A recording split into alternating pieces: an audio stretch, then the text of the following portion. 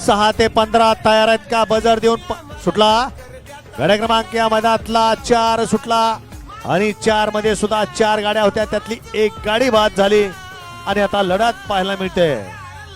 कोण होतोय सेमी साठी पात्र? सुंदर अशा 2 गाड्यात लढत चालू आहे. कोण बाजी मारतोय? अतिशय सुंदर आणि शेवटच्या क्षणाला बाजी कोणी मारली?